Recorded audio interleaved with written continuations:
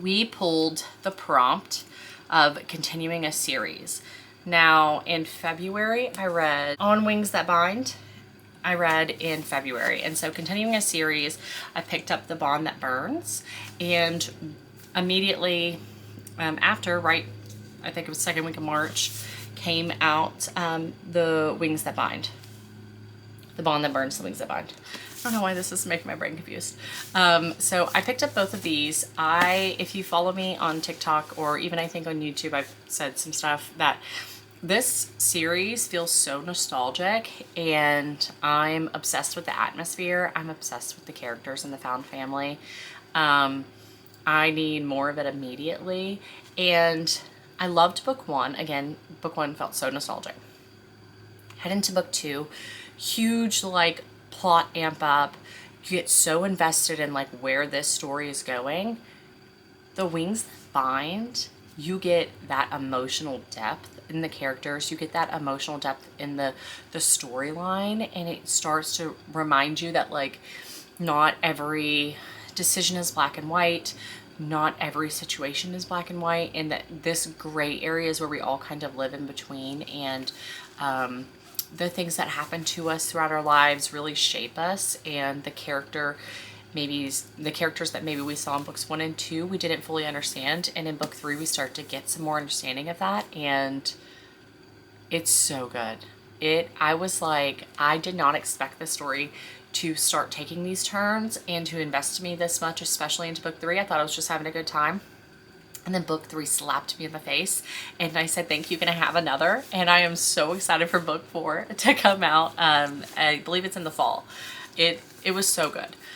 So I got a 2-for-1 in continuing a series. Okay, next up, we had drawn an indie cover, and I'm almost positive this was the indie cover, like the indie print. I did not read this edition because since it was like republished, I did not want to like mess it up or anything like that. I have all of these covers, these paperbacks. I have them up on my shelf. So I did not read this. So I got the deluxe hardback, which stunning. Wait for it. Stunning. Okay, I mean, hold on please. Fucking gorge. Okay, and how cute is it naked? Oh my god. Okay, the book 2 of this deluxe edition I think comes out in the like 2nd or 3rd week of April, so I will be getting it. I will end up with, you know, multiple editions of this series. I also got the graphic audio because as soon as I started reading this, I was like, I'm going to become obsessed with this. So I got I was like, I'm just gonna get the audio, and then I saw there was a graphic audio, and I was like, I'm getting the graphic audio. Listen, first of all, the graphic audio is wild. It is so good. I love graphic audios. I'm sure there are some of them that I probably wouldn't like, but every graphic audio that I've paid for a book series that I've started and been like, this is going to be a series for me, the graphic audio has been 10 out of 10. This graphic audio was no different. So I was able to physically read, graphic audio it in between so that I wasn't having to stop reading if I had to go do something. And then also I used once I fell in love with the graphic audio, I started like almost immersive reading. It's different because there's like sections missing that are like almost like descriptors, and instead you hear those instead of like reading them. But you know, I have 4 kids, so it was not that hard to immersive read the physical with the graphic audio. This is a Infinity Star read. First of all, I am Diana, especially when I was younger, prior to being with my husband and having children. I am Diana. I related so much to her, but also Sam Keel, I related a lot to him and to the things that he's going through, and just really loved like that depth of character that we got from him. I feel like sometimes MMCs don't really get that emotional depth. And so I loved seeing that side of him. I loved seeing him and Diana growing together. The magic system is cool. The other side characters and found family is cool. The plot line is obviously fucking awesome. I'm gonna be, this is part of my personality now. I don't know what to tell you. Okay, I'm addicted. I cannot believe I put it off for this long, but also part of me thinks that, like, sometimes I think whenever books I know I'm gonna love, but they sit on my shelf for a while, I feel like I need them at a certain time period. And when we got that prompt for grabbing an indie cover, I was like, man, I've been thinking so much about the Book of Azrael. So it was like the perfect timing for me to read this. And this is a book that I will be reading over and over again. I'm so obsessed. So obsessed. Okay, this prompt was makes people cry. And let me tell you, it made me cry. It made, how many pages is this book? 770.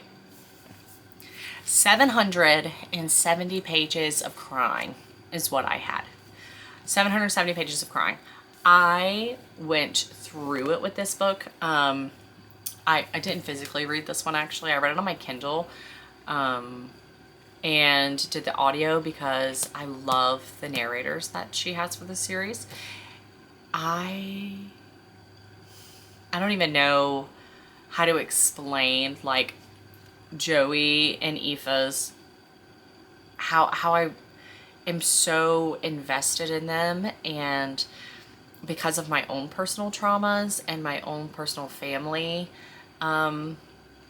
dynamics, I already knew I was going to be highly invested, especially after reading the other two books, Finding and Keeping 13. I was already invested, but there's something so specific about Joey and him being not the older brother, but the brother that is older, that is caretaking for all of these children, while battling his own demons, his own trauma, his own abuse, his own addiction. And Aoife coming from a loving family that has its problems too, but not in that way. And her relationship with him and her being that backbone for him throughout his healing process is so fucking beautiful. I cannot explain to you that, watching the ups and downs of Joey's life while also seeing Aoife fucking standing behind him while having a backbone and being like, I don't accept this shit. I mean, fuck, this was such a good book. I will cry forever. This actually is a series that I think when my daughter is older, like somewhere between like 16 and 20, I would have her read. Just because I think that the character depth and everything that these kids go through is unbelievable. And yet it happens in this world. And so to see these characters become better versions of themselves despite everything that happens to them, is amazing. It's an amazing storyline. This series is amazing. Chloe Walsh, I love following her on Instagram and hearing more about who she is and her story. And she's much more private now, but this series is 10 out of 10. I know I've seen some videos of her talk about like her own personal issues, and not like, I don't believe they were in depth, but just kind of like, I wrote these and it was healing for me. And I think that the people that are reading them are also getting that healing. So I love them and I can't wait to keep going through the series. They are emotionally taxing, so I do break them up because they hit hard. They hit very hard. Okay, this one was a new release and it was Kismet. Okay, new release. I had just gotten it in the mail and I was like, BK Borison, and now Back to You. I loved First Time Caller, but this came in and I remembered saying on the back that there was a snowstorm happening, and I was like, I live in Pennsylvania. The likelihood of March having one more big snowstorm is pretty high.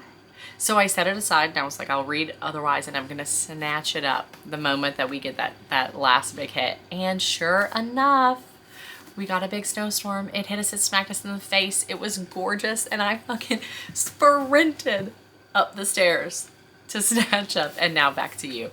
They are so cute, and I'm obsessed with Jackson and Delilah.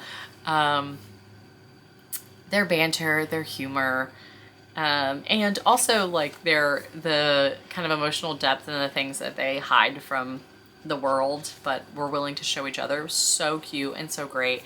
And BK Borison just did it again. Great, beautiful series. I loved this. Okay, this prompt was OG Book Talk fave. And I had mentioned that I had already read, this is a 5-book series, I had already read books 1 and 2, but all of the books are like 150, 200 pages. So they were putting this like omnibus. I don't know if you could still get this. I've had it for a while, and I didn't want to physically read it because it is an omnibus, and it just like, all I hear about is how Lana Myers is like universally loved from the OG Book Talk days. And I am not from OG Book Talk. I think I came around in what, like 2022?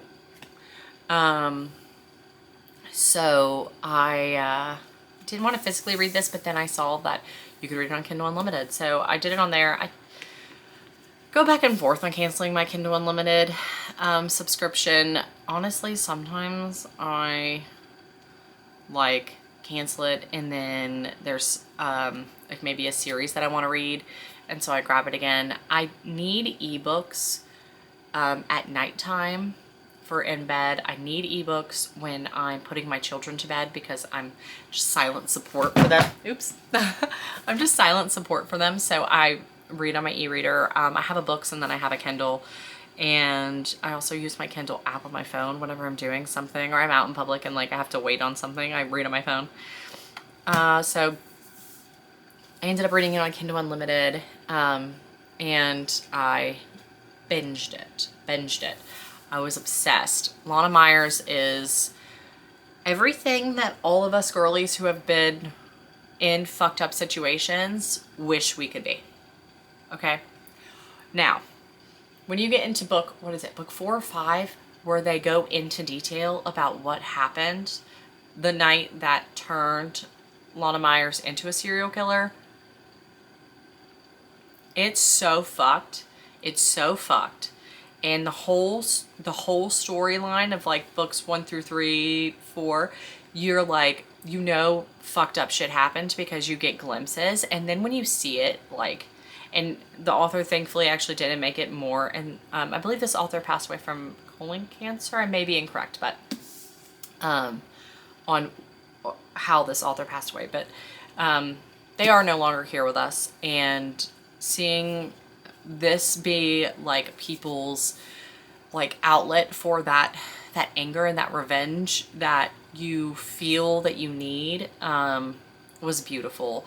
And who Lana Myers starts this book at and who she ends at are 2 different women, and yet she's still that bitch. I loved this.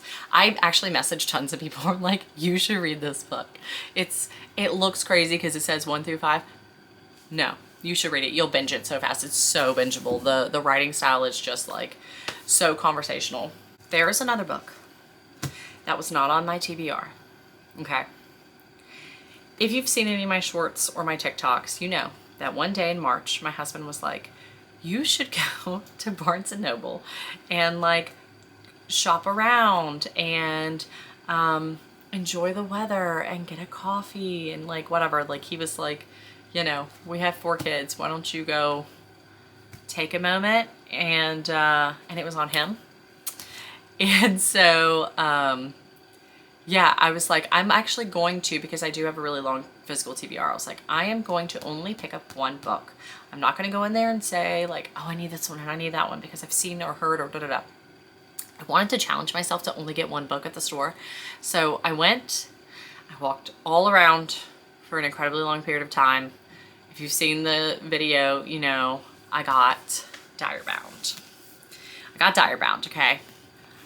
I, again, did a physical and audio of this. I immersive read this because if I'm not incorrect, the male main character was Xaden. Xaden, same narrator. I don't remember names very well, so I'm very sorry to that narrator, but I do love your work. I picked up this book because, first of all, I used to have 2 wolf dogs, and so I love anything with wolves. My oldest daughter is actually named from Game of Thrones, and it's, like, dire wolves are just so fucking cool. I love that element, and so I picked this up, and I was just like, I picked it up in Barnes, and I set it down, then I came back to it, and then at the end of it, when I was like standing in Barnes, and I was like, I've seen all these books, which one do I pick up? Direbound. It was Direbound. So it is annotated to hell and back. I addicted, obsessed, madly in love with Direbound. It has become part of my personality, I think. I wish that I had just like a fucking photo album of artwork from this. So if you know people who make page overlays for Direbound, let me know. I loved it so much that I do have a Fairy Loot subscription, but when this book was released, it wasn't on my radar. When it was released on Fairy Loot, it wasn't on my radar. I didn't grab it. But then after reading it, I had to go and buy secondhand Direbound, the Fairy Loot edition. Was it expensive? Yes. Is it fucking stunning? Yes. Let me show you, okay? Oh my god. On the back it says, only the worthy survive the bonding trials. The fucking sprayed edges. You know that I love a book if I'm dropping a lot of F-bombs. Okay? Oh. Okay. Listen to me when I tell you that when we hit that part of the book, I was so invested. And then I was fucking pissed. But this is my favorite artwork, okay? Oh my god. Okay, and then also the naked hardback is just like so cute. Now, next week, Fairy Loot will be dropping Furybound. I do believe it will go to the people who got Direbound first. And I am just honestly praying that I can get, because this one's also signed, that I can get a signed copy of Furybound. If I can get a signed copy of Furybound, my life will be complete.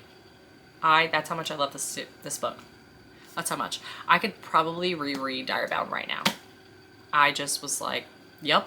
I like literally immediately started the book and I was like, huh, okay, this is cool. This is cool. Like a little, like, I don't really know where we're going. And then when it fucking hit the ascension on that mountain, I was like, this book is about to be my book. And it is now ingrained into my blood cells. It's a part of who I am. I was obsessed. So that was a fun pickup that wasn't on my TBR that I got to pick up and enjoy and become addicted to. However, there were 2 books that we picked from the TBR jar that we did not get to. One that was a book that's been on my TBR for over a year, so I really should have read this, and just for whatever reason, I know I'm gonna like this book. Okay, that's the worst part. I know I'm gonna like both these books. And I don't know. I think it's probably because like when I read The Secret History, it took me a while to get into that book, like where I was like snatching it up. It was so good, but there was something about the writing style in the beginning of that messed me up. And I'm kind of like that with Dark Academia. Either I'm like all the way invested page 1, or I'm not invested until like 10% into the book. And that first 10% was just, I didn't want something that I was going to have to work through the first 10% to convince myself. And I don't even know if that's what this would be like, but that's what I told myself it would be like. So that is Ninth House by Leigh Bardugo. I know I'm going to like it. I mean, everything that I hear and see about this book is like what I want. So I'm leaving it out. I'm not putting it back on my TBR shelf. I'm leaving it out so it's in my eyesight so I can snatch it up, okay? This book is coming. You just wait. This book was supposed to be a special edition pull. I have a lot of special editions from bookish box companies, like subscriptions and things, that I have not read, that are sitting and waiting. Most of these I've read, but there's a chunk of these that also I haven't read. And that is The Wolf and the Crown of Blood. This, if you saw my video when I picked my April or March TBR, you will know that I actually had this as an arc, and I wasn't in a slump, but I wasn't reading as fast, or I was reading every day but not as long of periods, so I didn't make it through the arc before publishing, and then by that point I had other arcs that I needed to read before they published. So I felt terrible because I remembered getting this arc, like requesting this arc, and knowing that it was something that I was going to be so invested in. And I felt terrible, and I was like, and then I saw that it came out through Owl Crate. And I was like, I'm gonna grab this because I owe this author not only to read this book and review it, but I also owe this author, you know, buying a special edition versus just like snatching up a book off Pango or like a random edition at a bookstore. And this edition is stunning. Stunning. Okay, it has a ribbon bookmark. It has absolutely crazy beautiful artwork. Okay, like, I'm gonna love this book. Maybe I'll just go ahead and read it here now in the beginning of April.